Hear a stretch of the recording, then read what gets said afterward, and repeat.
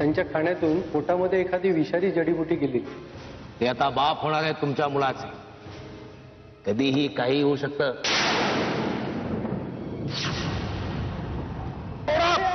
सोडा मला। आग लागली मंजिरी इकडे।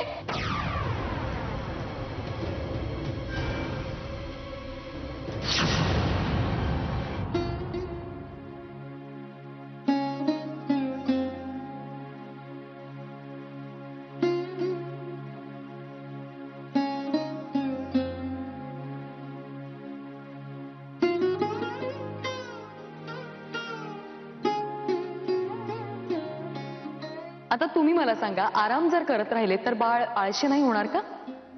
आणि तुम्हाला मुलगीच हवी आहे ना? मग मग ती सुगरण नको?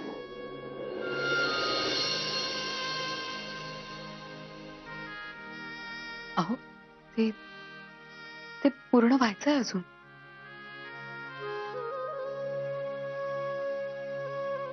काय झालं?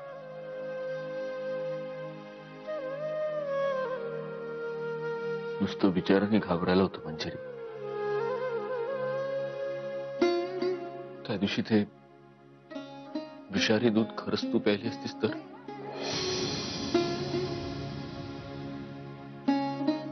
त्या झोपडीला जेव्हा आग लागली तेव्हा खरंच तू आत असतीस तर?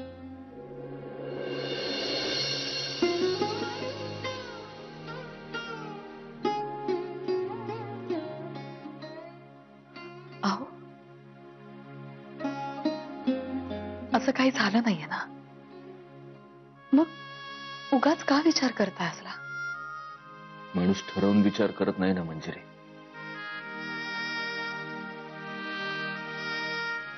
या येणाऱ्या बाळाच्या आशेवरच जगतोय ग मी। उद्या जर त्या आशेला धक्का पोहोचला ना तर मी संपून जाईन, संपून जाईन।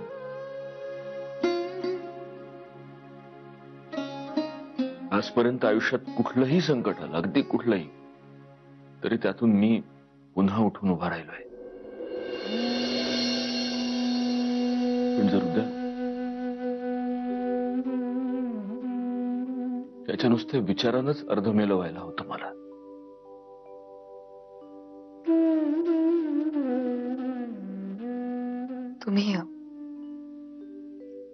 तुम्ही काळजी नका करू।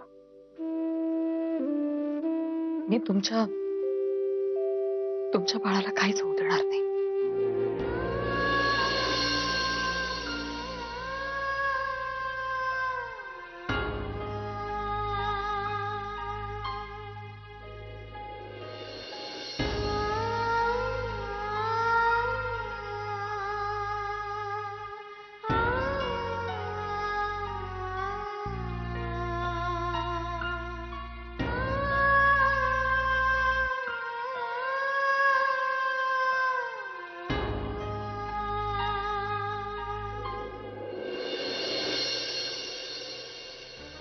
पण मी आता तयार नाहीये बाबा।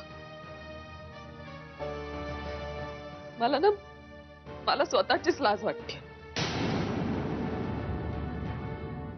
तेव्हा तुम्ही जीजू मला किती समजावून सांगण्याचा प्रयत्न करत होता, पण मी कोणाचंच नाही ऐकलं। तेव्हा जर ऐकलं असतं ना तर आज ही पश्चातापाची वेळच आली नसती माझ्यावर। सतत फसगत होत राहिली माझी, सतत। आज काय ऑफिस, आज काय मीटिंग, उद्या काय टूर। एक ना हजार कारण देत राहिला विहंग मला सतत। आणि मी विश्वास ठेवत राहिले। रोज त्याच्या वाटेकडे डोळे लावून बसायचे। आणि हा बाहेर रंग उधळून यायचा। ती मुलगी येऊन ओकून गेली नसती ना तर माझ्या डोळ्यांवरची झापडं दूर झालीच नसती।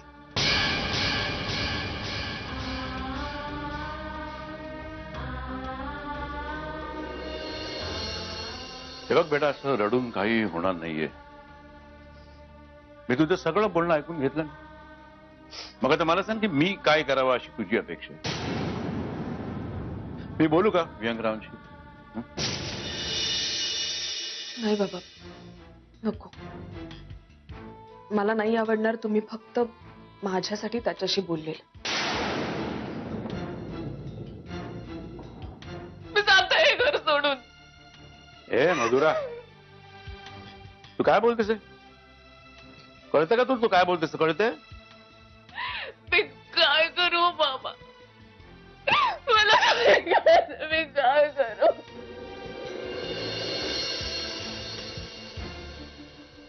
शांत शांत बेटा, शांत. मी बघतो काय करायचं. मी बघतो काय करायचं. शांत. हे बघ विहंग, हा असा मूर्खपणा करू नकोस. यानं प्रॉब्लेम सॉल्व्ह होणार नाहीत, ते आणखीन वाढतील. मी बोलतो रे मधुराशी. मुळात ती आता पुण्याला गेलंय म्हणजे कुठल्याही क्षणी तुला बाबांचा फोन येईल. त्यांना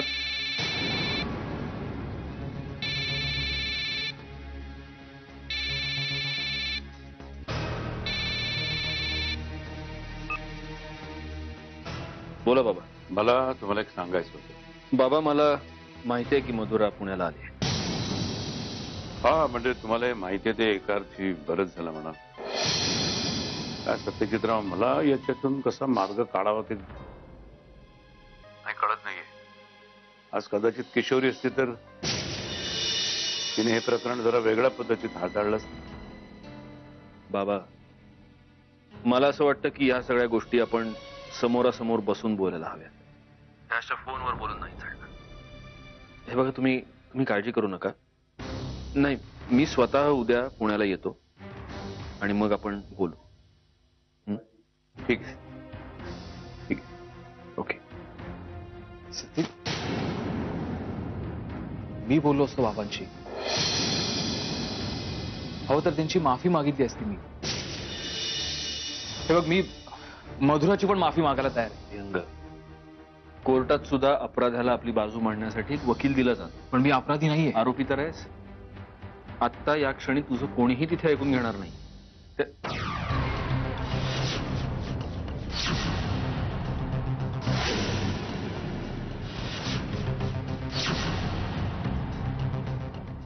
मी ते स्वयंपाक झालाय, जेवायला बोलवायला झाले होते सगळ्यांना. विहंग आज आपल्याकडे जेवायला थांबणार आहे. त्याचाही पान लावा.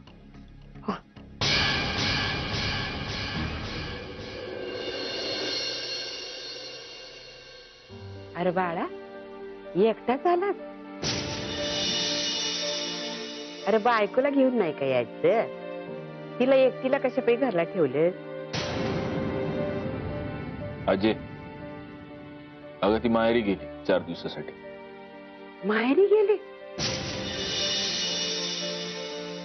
म्हणजे तुझ्याकडे पण काय गोड बातमी आहे व्हय? हा? अजय, अगं गोड बातमी असली कीच बायका माहेरी जातात का?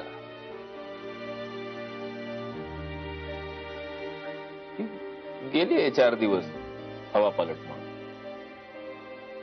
4 दिवसासाठी गेली व्हय? म्हणजे तू तुझ्या बायकोला 4 दिवसासाठी माहेरला पाठवतोस व्हय? कमालच आहे म्हणायची तुझी. नाही म्हणजे मला वाटलं होतं आमच्या सत्याच्या संगतीत राहून राहून तू बी बायकोला नजर कैद्यात ठेवायला लागला का काय? साहेब, जेवण चाकून बघू का? थांबा. नेत्रा, काय दादा? काय? टेस्ट करून बघ. ये, टेस्ट करून बघ.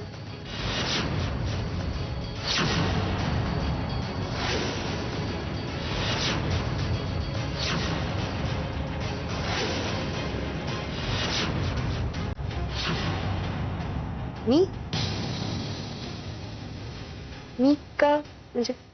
तू का नाही? चल टेस्ट करून बघ.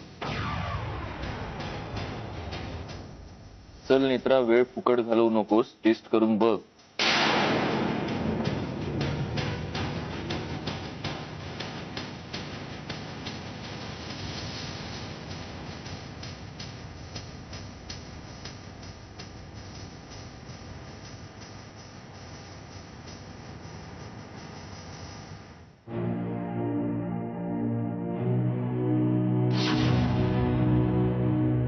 झालं समाधान?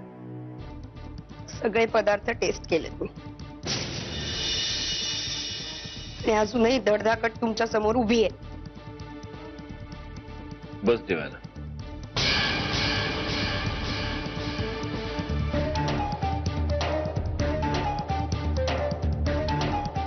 वाढा.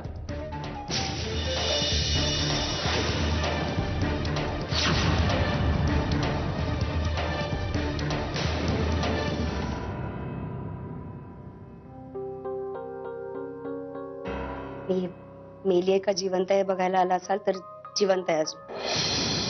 अन्नात विष नव्हतं.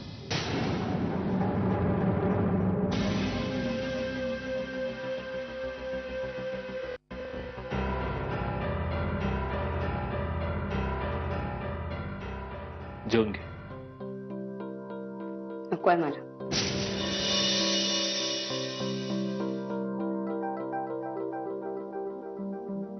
नेत्र आता बाहेर जो काही प्रकार घडला तो ठरवून केला होता.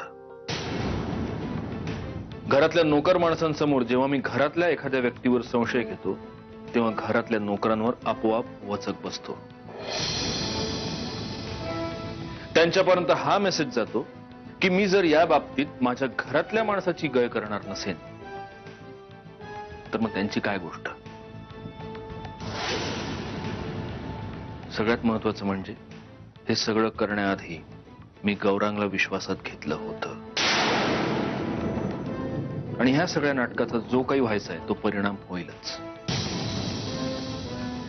हे बघ, माझ्या बाळाच्या सिक्युरिटी समोर माझ्यासाठी कुणाचेच मान अपमान महत्वाचे नाहीयेत.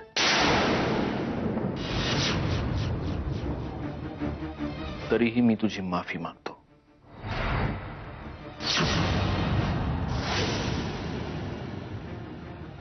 जेवून घे.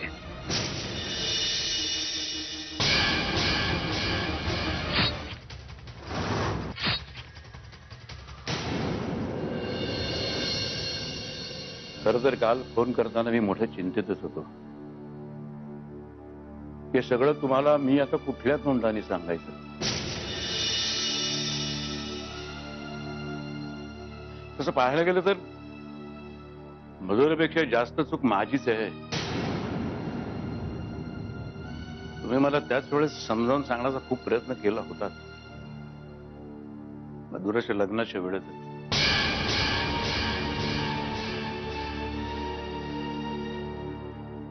विहंगरावांबद्दल तुम्ही जे काय सांगितलं ते सगळं खरं होतं. मी काहीही करून मधुराला तेव्हा समजावून सांगितलं असतं तर कदाचित ही परिस्थिती आज नसती आली. माझी परिस्थिती नसती आली. पण आता जे काही समोर आहे ते कसं स्वीकारायचं आणि हा प्रश्न कसा सोडवावा हेच कळत नाहीये मला.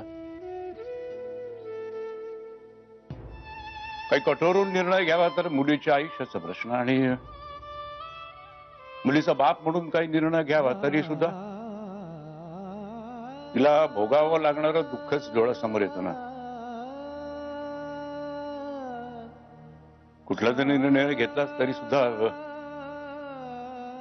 सुद्धा तिला भोगावं लागणार ते दुःखच. त्याच वेळेस तुमच्या सल्ल्याचा जर खोलवर जाऊन विचार केला असता तर कदाचित आज ही वेळ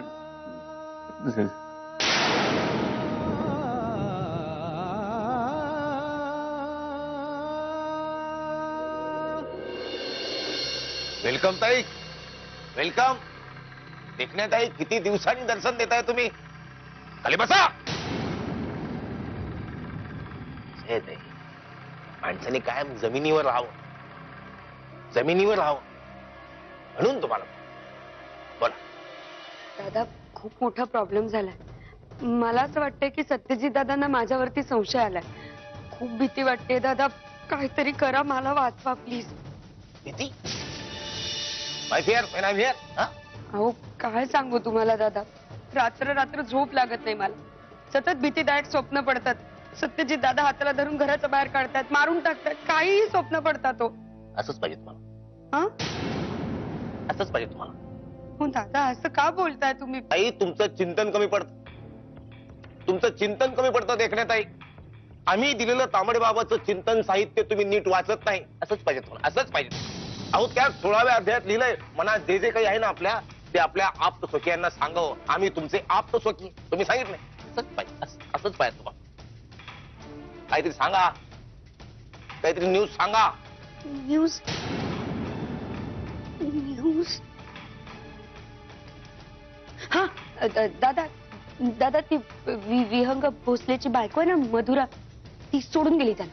ही न्यूज आहे. हं. अहो ही गुड न्यूज आहे देखण्यात आई. बघा बघा तुमचा चेहरा कसा झाला. तुम्ही आता पूर्वीसारखा देखण्यात आई वाटायला लागलात. एकदम देखण्यात आई. दूध हा? घरी पार्सल पाठवतो. आणि एक त्या विहंग भोसलेला सांगा, हा. हा तांबडे बाबाचा होप आहे आणि ही सुरुवात. त्या नेहमी सत्याचा विजय होतो. सदा सत्य की राह चलूं मैं, पाप के पग को कभी ना धरूं मैं. सदा सत्य की जय हो बाबा, सदा सत्य की जय हो बाबा, जय हो बाबा.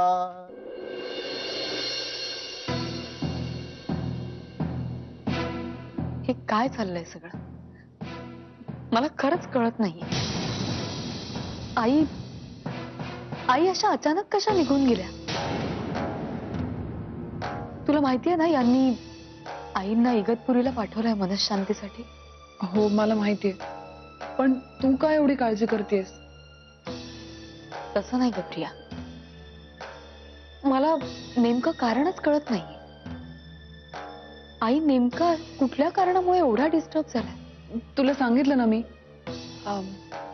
ऍक्च्युली मला त्या मुलांनी नकार कळवला, ते मला वाटतं मावशीला सहन झालं नाही. नाही प्रिया, एवढंसं कारण नक्कीच नाही. काहीतरी दुसरंच कारण असेल. खरं तर आईंना त्रास नको म्हणून मी तेव्हा विचारलं नाही, पण त्या परत आल्या की मी विचारणार आहे त्यांना. असं नेमकं काय कारण आहे की त्या एवढ्या डिस्टर्ब झाल्या? मंजिरी, तू एवढं टेन्शन का घेतेस?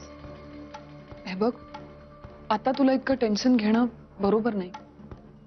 सत्यजित तुला ओरडतो ना तेच करेक्ट आहे. सगळ्यांची काळजी करत बसतेस आणि तुझ्या स्वतःच्या औषधांची वेळ झाली ते विसरलीस ना तू.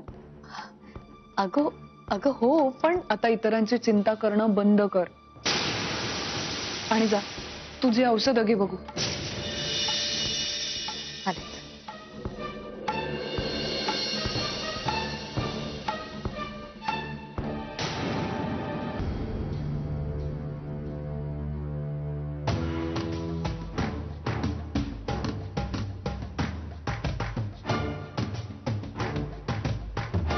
क्या बात आहे प्रिया. कुणाला कुठे कसं आणि कधी गुंडाळून ठेवायचं ना ते तुला परफेक्ट कळत. एक डाऊट आहे पण मला, आईंची तब्येत नक्की कशामुळे बिघडली हे जर आपल्या मंजिरी वहिनींना कळलं तर? अज्ञानात सुख असतं असं म्हणतात नेत्रा. सुखात आहे बिचारी, राहू दे अजून काही दिवस. बाबा त्यावेळी मी विहंगबद्दल जे काही बोललो असेल, पण आता माझं त्याच्याबद्दलचं मत पूर्णपणे वेगळं आहे. हो, कारण त्यावेळची परिस्थिती वेगळी होती आणि आजची परिस्थिती वेगळी आहे. त्यावेळी मी चुकीचा होतो बाबा. इतक्या महिन्यांमध्ये मी विहंग आणि मधुराचा संसार जवळून पाहिलाय आणि त्यावरून मी एवढंच सांगू शकतो की विहंगचं फक्त आणि फक्त मधुरावर प्रेम आहे, मनापासून, जीवापाड. हे असं असूनही त्या दोघांवर आज ही परिस्थिती यावी त्रासदायक गोष्ट आहे. त्यावेळी मी जे काही बोललो असेल, पण आज माझी फक्त एवढीच इच्छा आहे की त्या दोघांचा संसार सुखाचा व्हावा. हे एवढं सगळं होऊ नये तुम्ही असं म्हणताय? एवढं सगळं म्हणजे काय झालंय बाबा? हं? काय झालंय? कुठून तरी एक बाई उपटते, ती जाणून बुजून लँडलाईनवर मधुराला फोन करते, मधुराला असं सांगते की तिचे आणि विहंगाचे संबंध आहेत. कोण बाई? कुठली बाई? तिच्या सांगण्यावरून काहीच सिद्ध होत नाही ना बाबा. अहो, विहंग त्या बाईला ओळखत सुद्धा नाही. तिच्याशी कुठल्याही प्रकारचे संबंध असणं ही तर खूप लांबची गोष्ट राहील.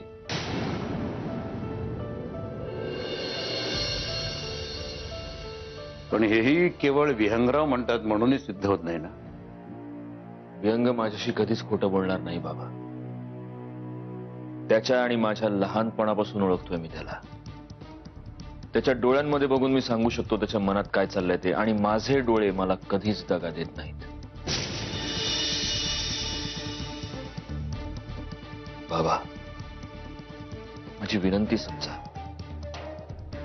या क्षणाला आपण फक्त त्यांचा संसार वाचवण्याचे प्रयत्न केले पाहिजे.